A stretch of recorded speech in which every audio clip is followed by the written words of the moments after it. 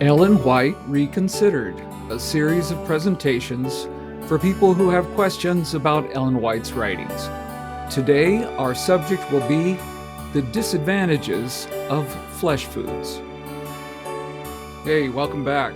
We have a double header today because it was a two-part on health.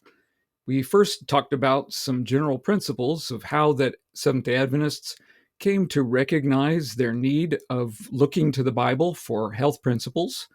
And now we're going to look at the health messages of Ellen White herself. We'll begin in 1863 when she received a health vision emphasizing some things that both she and her husband James needed to do, which carried principles that were valuable for others. Notice that these principles are developing. They are awakening to their responsibilities of taking care of their health. We're going to condense it just a little bit so that it fits in a shorter slot during this video. I saw that now we should take special care of the health God has given us, for our work was not yet done. Our testimony must yet be born and would have influence. I saw that I had spent too much time and strength in sewing and waiting upon and entertaining company. So far, she's just saying that we have a responsibility to take care of our health, and that she was spending too much time working on the details of the home. And she went on to say that others could be employed to carry so that she could do other duties that were put upon her by the Lord. Let's go on. I saw that we should encourage a cheerful, hopeful, peaceful frame of mind, for our health depends upon our doing this. So this point is that our mental health has an impact on our physical well-being. I saw that it was duty for everyone to have a care for his health, but especially should we turn our attention to our health and take time to devote to our health that we may in a degree recover from the effects of overdoing and overtaxing the mind. The work God requires of us will not shut us away from caring for our health.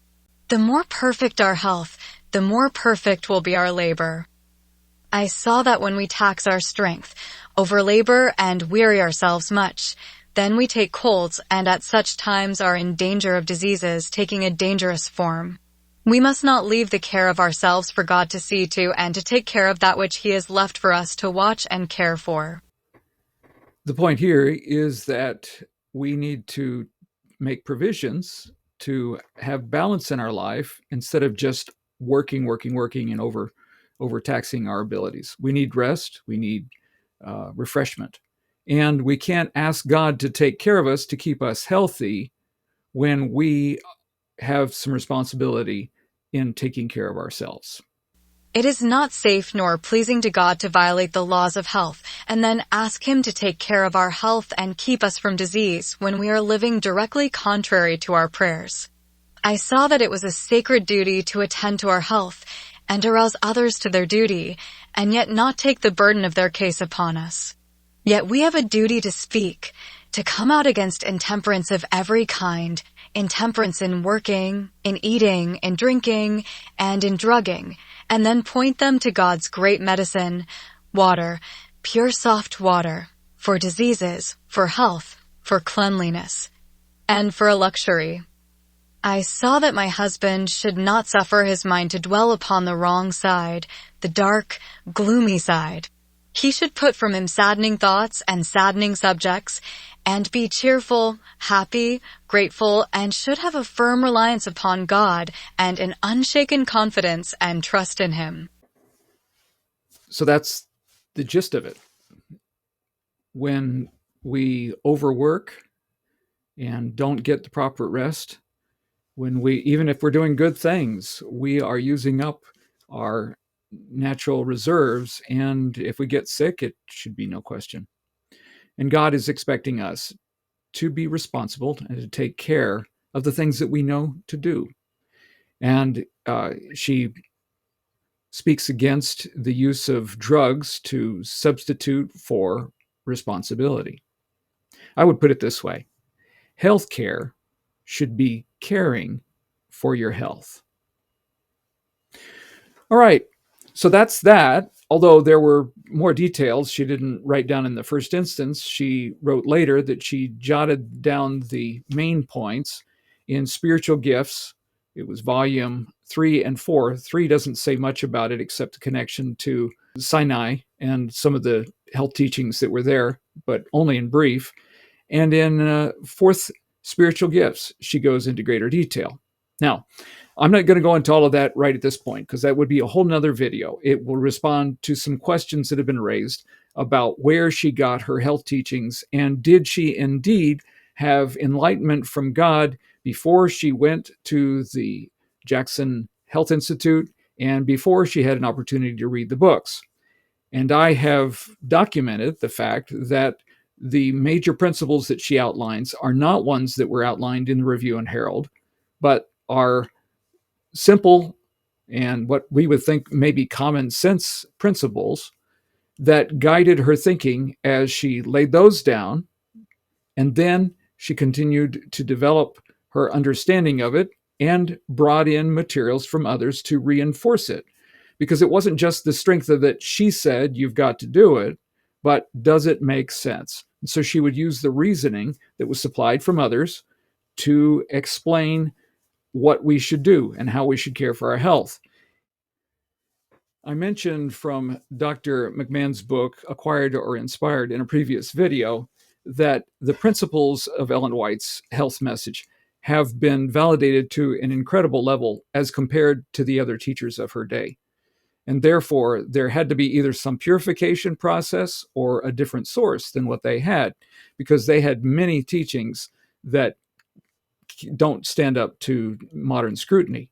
On the other hand, she explained that why we do certain things or why we should do certain things using the logic that would make sense to people of her time. And some of that has not stood up to the same kind of scrutiny. But it made good sense to them back then. And that was the point, to motivate them to take care of their health.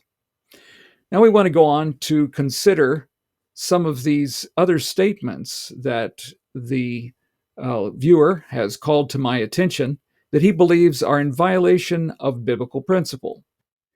All of these statements are taken from Counsels on Diet and Foods.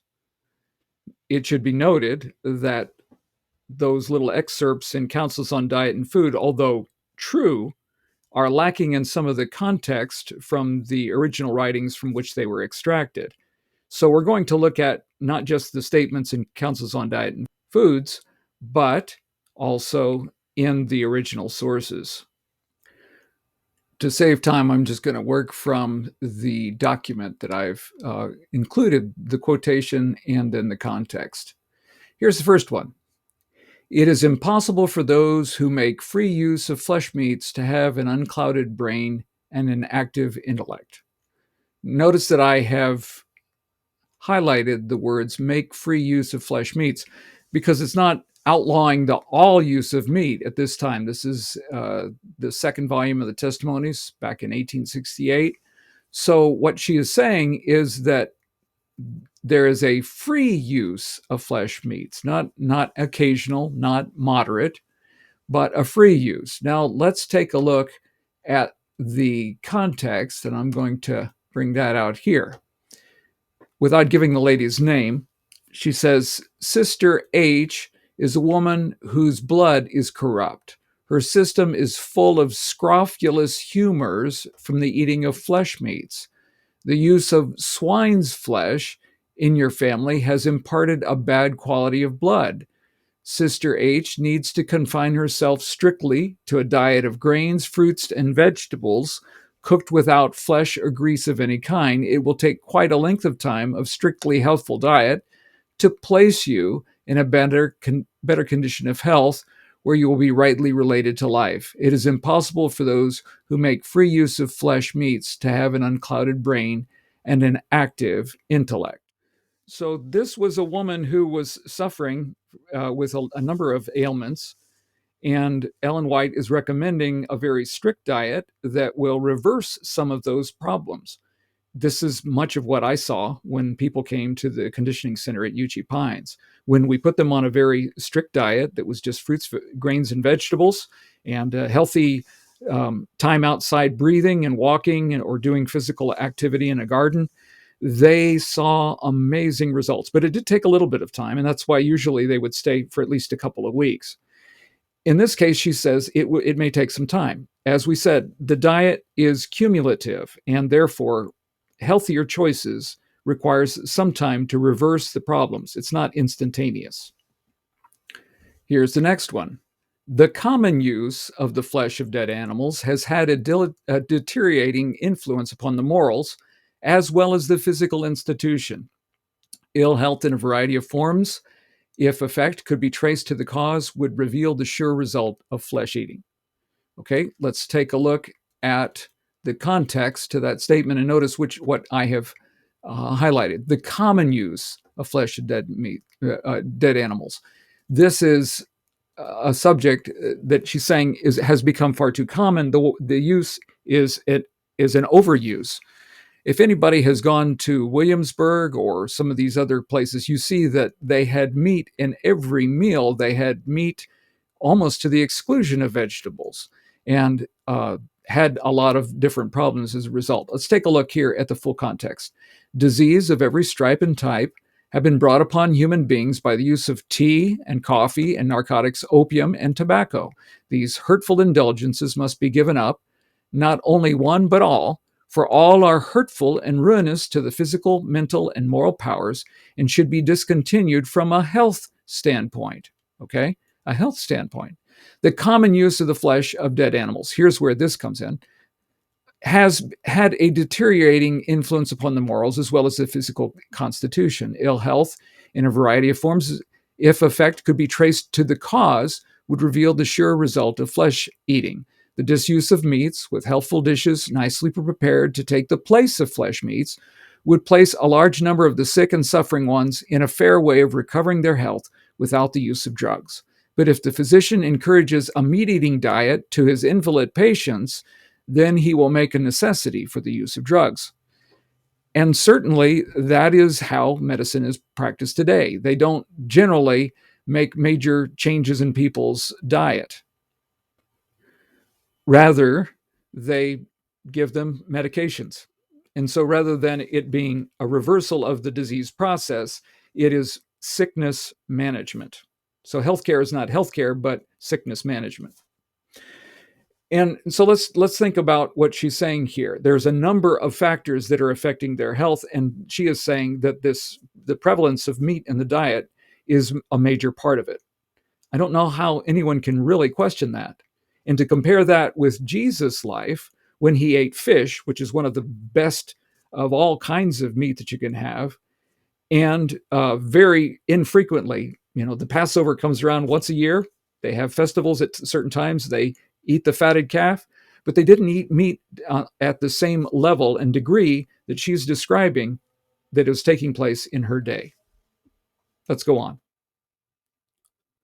The next quotation is a little bit longer. It is not the chief end of man to gratify his appetite. There are physical wants to be supplied, but because of this, is it necessary that man shall be controlled by appetite? Will the people who are seeking to become holy, pure, refined, that they may be introduced into the society of heavenly angels, continue to take the life of God's creatures and enjoy their flesh as a luxury?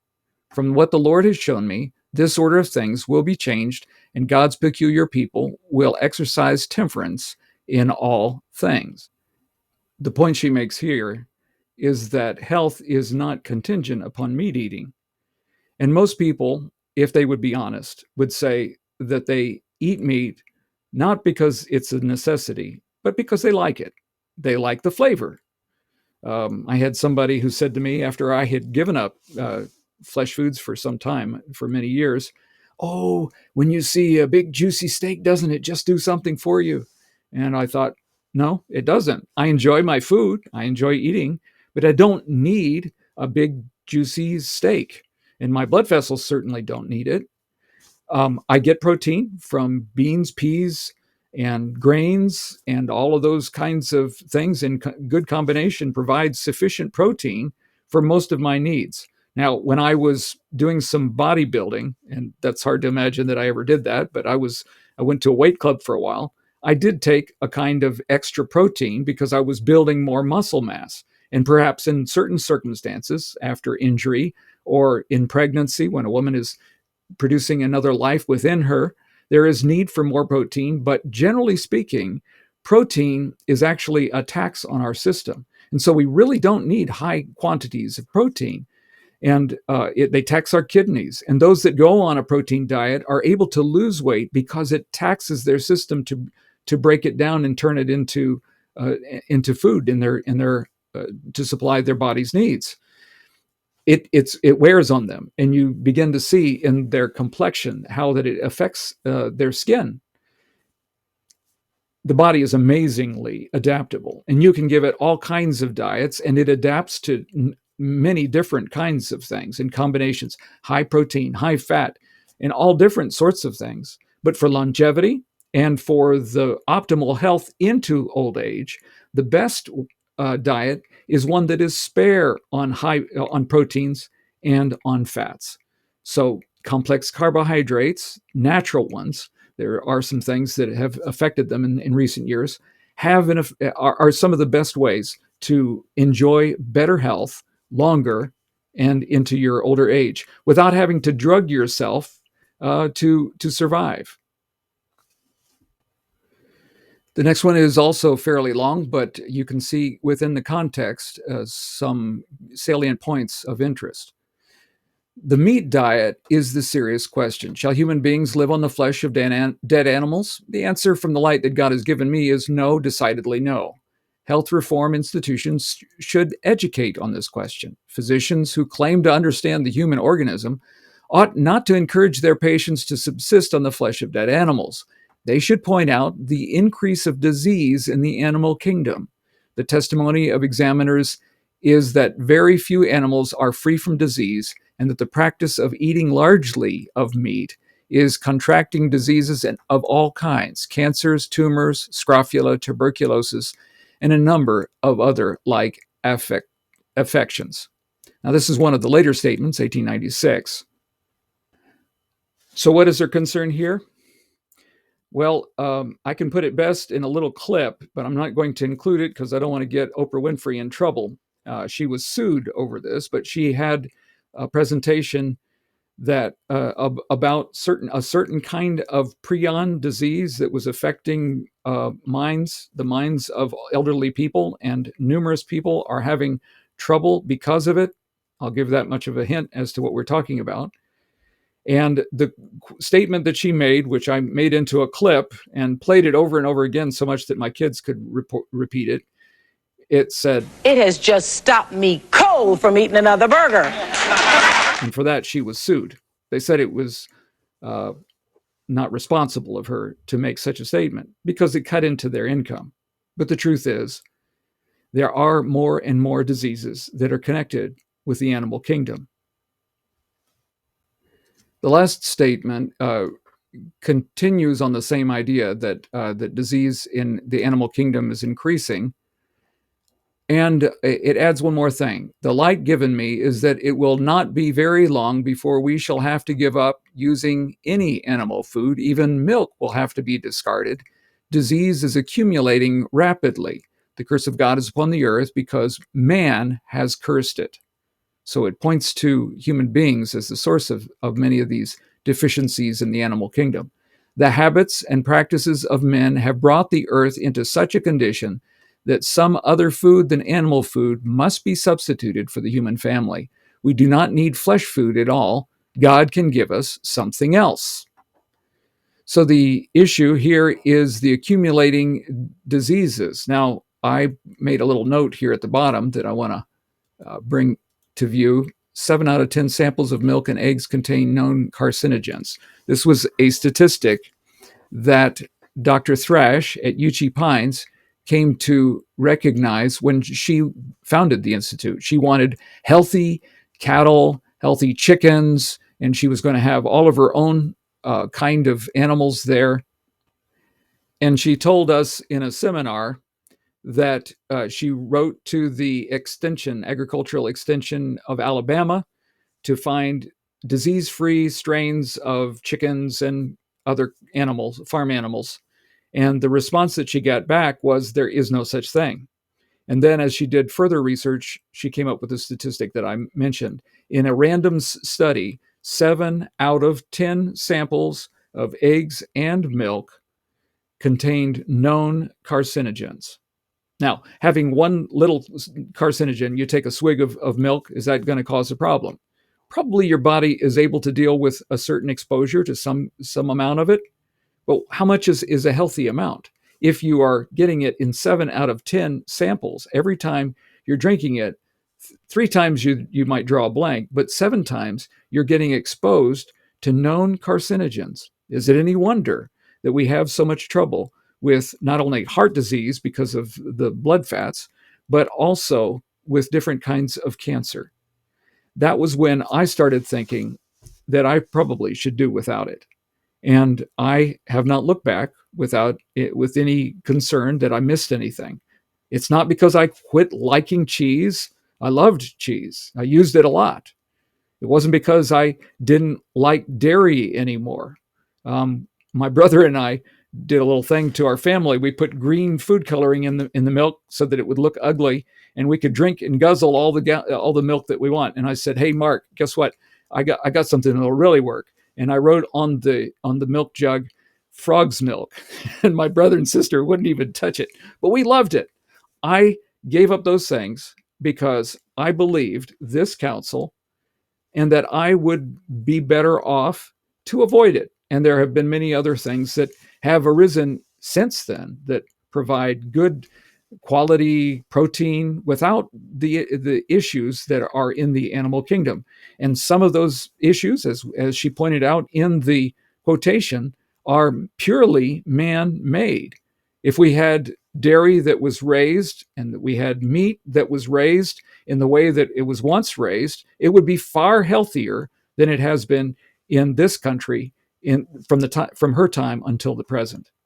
So is it an exclusion of all meats of all kinds, all fish and every kind of meat? No, there are healthier ones, and there are places where it is healthier. And there are places where it is a necessity for survival because they can't grow that many vegetables where they are. Up in the northern countries in Norway and so on, you have to live on some fish and some things that are grown locally.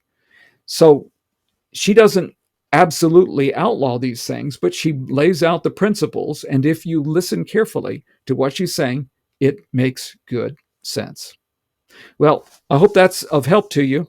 I'm not trying to raid anybody's pantry or refrigerator. I'm just trying to lay out some things that might be helpful to you and help you to enjoy life longer, healthier. God bless you. Until next time.